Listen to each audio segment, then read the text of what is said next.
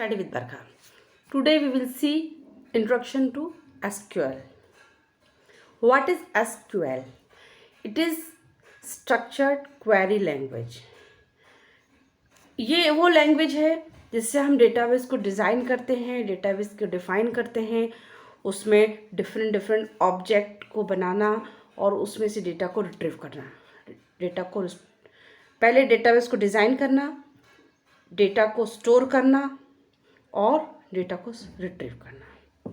इसके लिए जो DBA में मोस्ट कॉमन जो यूज़ होती है लैंग्वेज वो होती है SQL। ये 4th जनरेशन लैंग्वेज भी कही जाती है। So it is a language which is a computer language for storing, manipulating and retrieve data stored in relational database. It is a standard language for relation database system or relational database management system like MS SQL, MS Access, Oracle, Sybase, Informix, etc. use SQL as the standard database language. इसको हम 4 प्रकार से divide करते हैं जो define करती है database का स्ट्रक्चर। डेटाबेस में डिफरेंट जो ऑब्जेक्ट्स होते हैं उस लैंग्वेज को हम कहते हैं डेटा डेफिनेशन लैंग्वेज।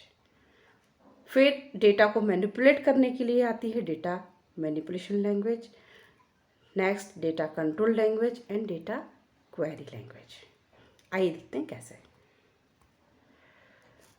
अब डेटा डेफिनेशन लैंग्वेज में जो मोस्ट कॉमनली हम कमांड्स यूज़ करते हैं वो होता है create, alter and drop. Create command से डेटाबेस में हम जो उसके ऑब्जेक्ट्स हैं जैसे टेबल है, व्यू और अदर ऑब्जेक्ट्स हम उसमें क्रिएट करते हैं। जैसे आपने अपने कॉलेज के लिए डेटाबेस बनाया है, इसमें एक टेबल स्टूडेंट बनाया है, एक स्टाफ बनाया है, एक मैनेजमेंट बनाया है।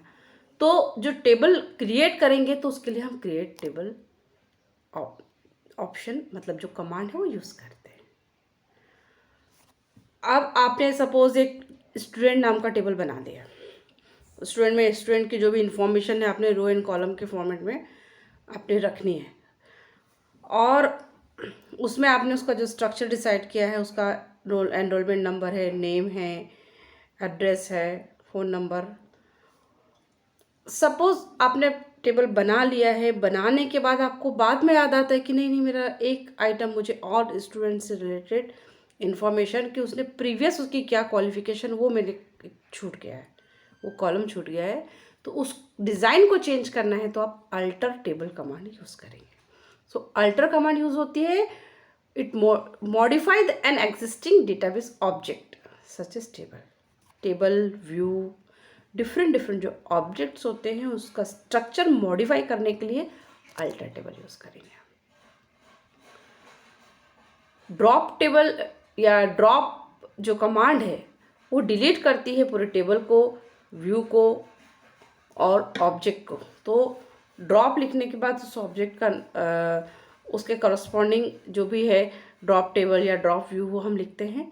तो drop command is use to delete the entire object of the database.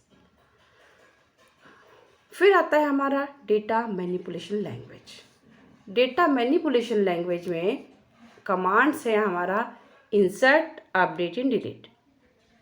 Insert command से हम जैसे जो टेबल है, टेबल में इंसर्ट करना है हमें, तो डेटा किसी एक स्टूडेंट का रिकॉर्ड पूरी इन्फॉर्मेशन इंसर्ट करना है तो हम इंसर्ट कमांड यूज़ करते हैं।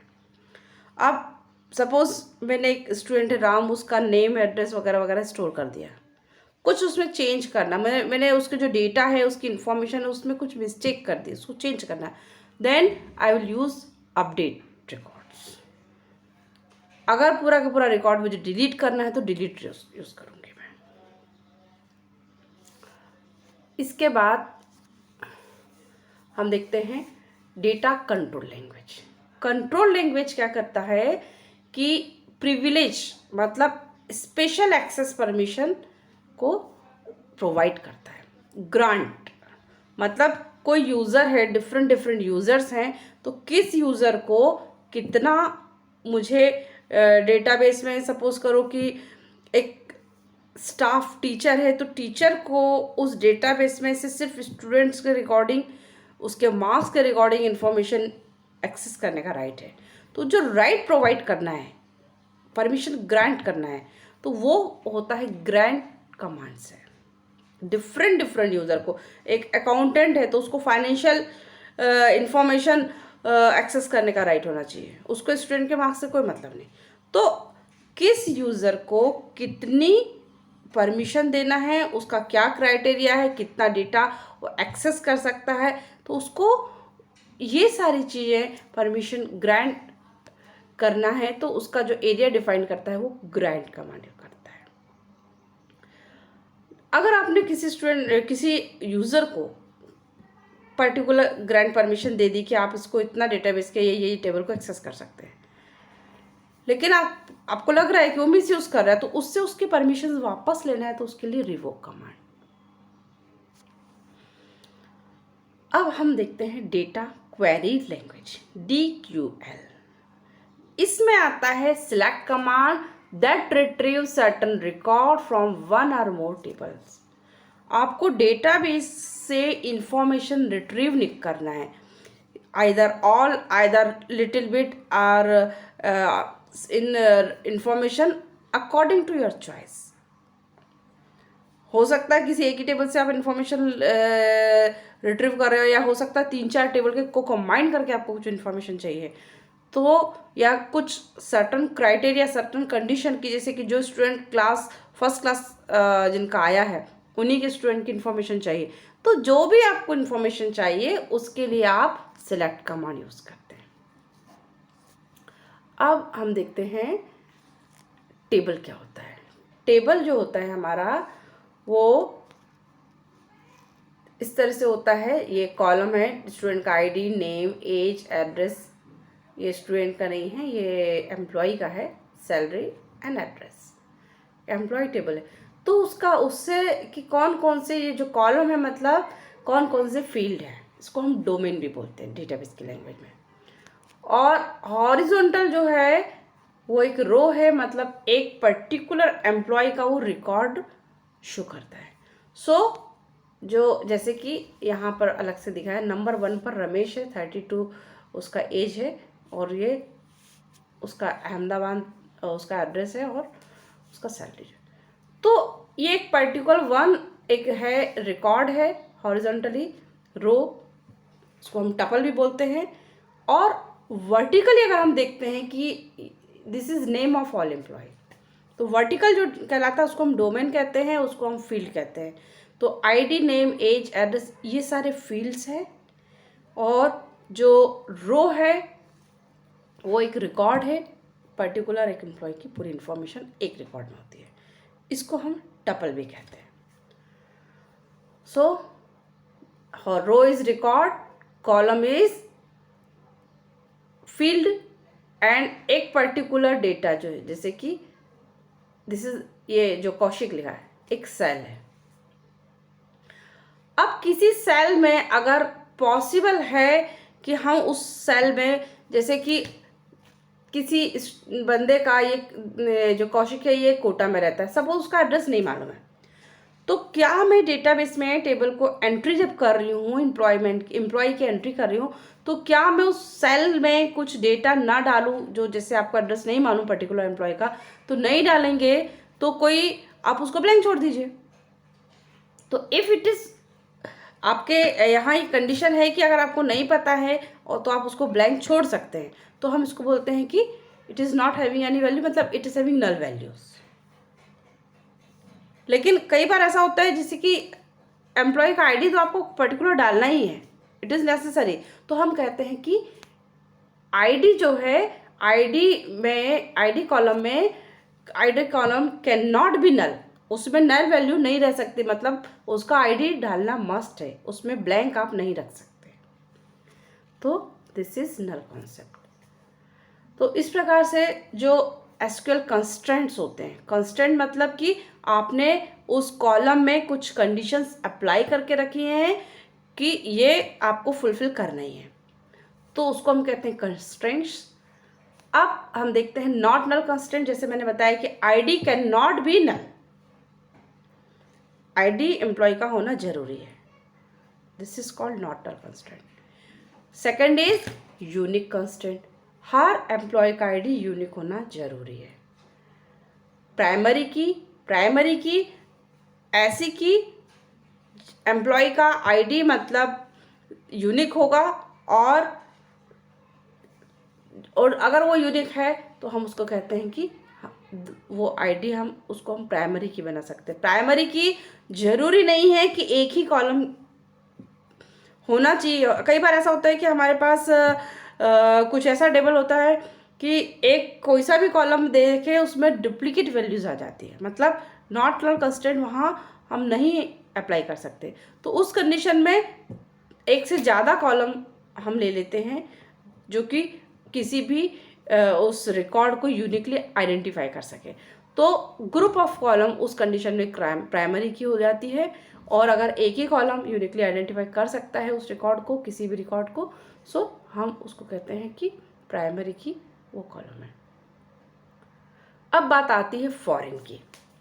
फॉरेन की जब हम एक से ज़्यादा टेबल लेते हैं तो एक टेबल को दूसरे टेबल से लिंक भी करना पड़ता है। जैसे कॉलेज का डेटाबेस मैंने बनाया है, तो कॉलेज के डेटाबेस में एक स्टूडेंट पता चला एक से ज़्यादा कोर्सेज कर रहा है, तो नंबर ऑफ कोर्सेज जो होते हैं वो एक से ज़्यादा हो सकते हैं, और स्टूडेंट का इन्फॉर्मेशन टीचर के पास भी है, स्टूडेंट का इन्फॉर्मेशन अकाउंटेंट के पास भी है।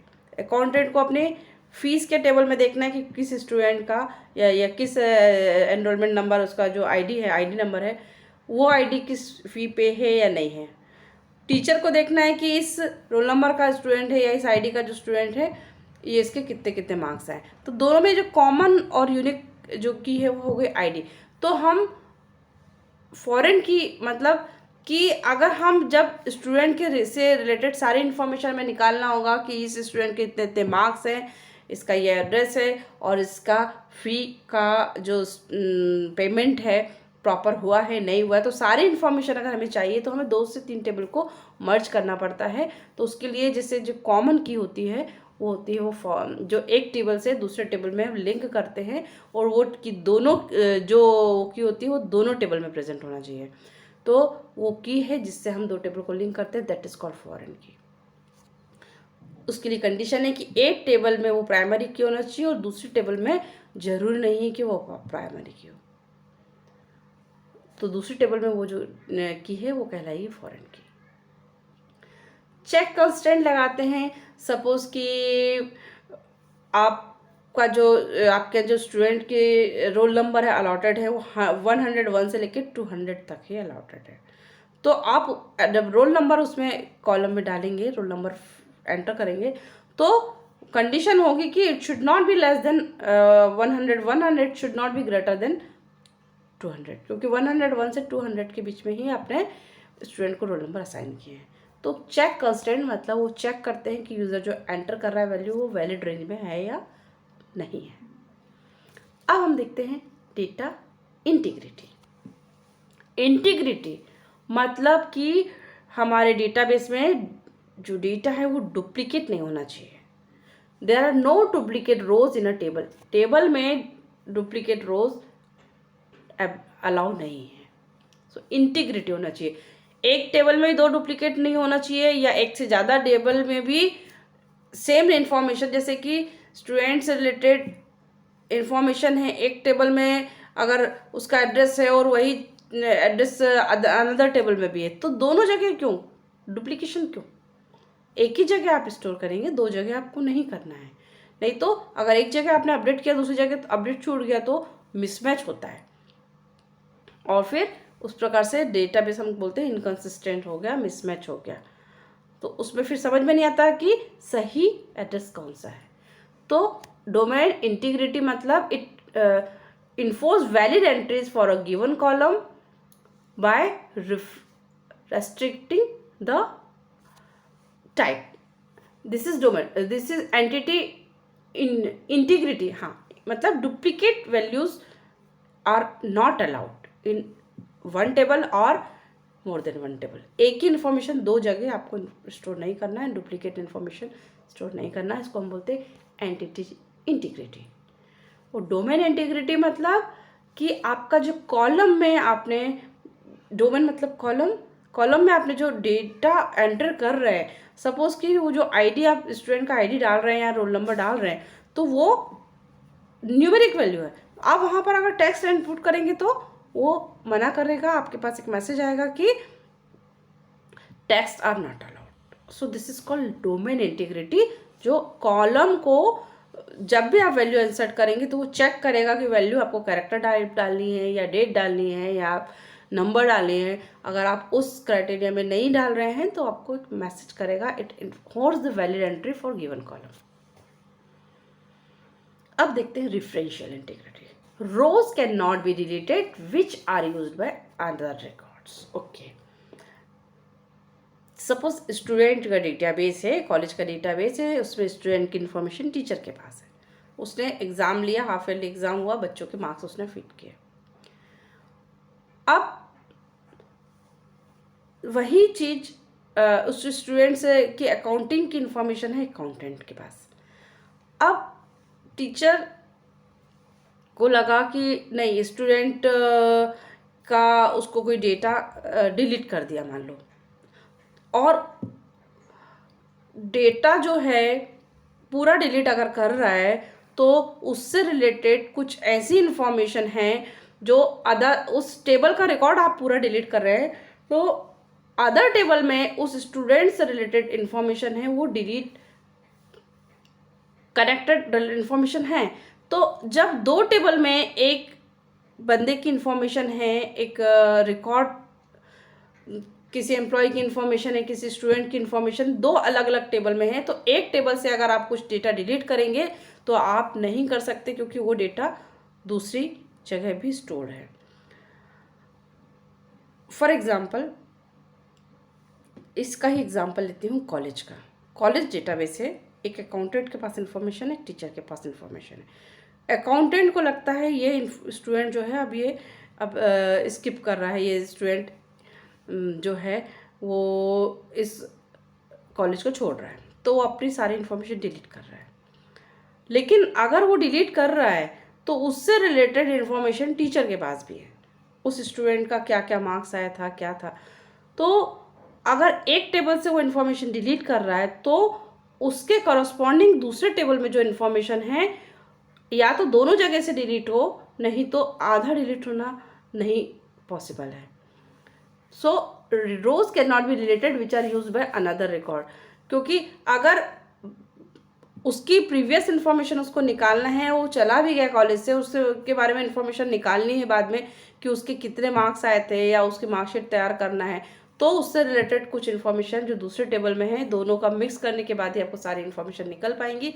सो अगर एक इन्फॉर्मेशन दो टेबल में है तो एक टेबल से आप डिलीट नहीं कर सकते हैं, अगर एक ही टेबल में है तो आप डिलीट कर सकते हैं। That is called referential integrity.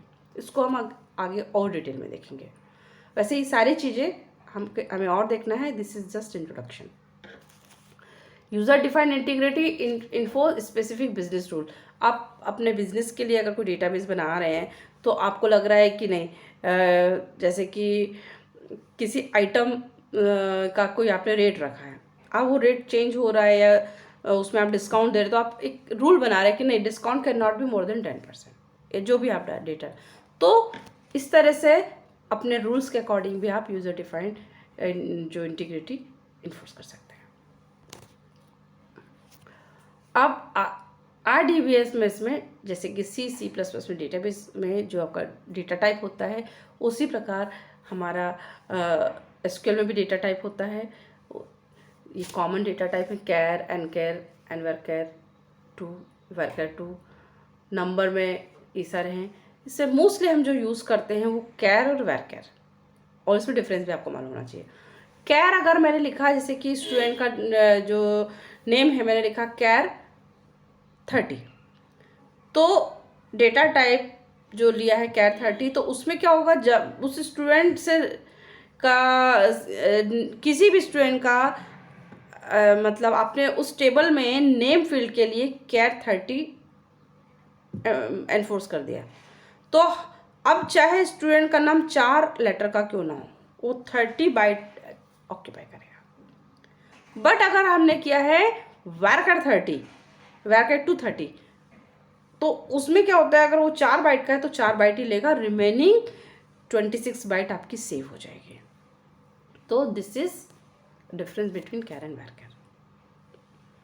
मतलब 4 लेटर का अगर डेटा है, स्टूडेंट का नेम है, तो वो 4 बाइट ही कंज्यूम करेगा, 26 बाइट आपका फ्री हो जाएगा। लेकिन अगर आपने कैर 30 किया तो उसको इन्फोर्स किया है, कैर 30 लिया है और 4 बाइट का 4 लेटर का नाम है, तो भी वो पूरा 30 बाइट कंज्यूम करेगा मेमोरी में।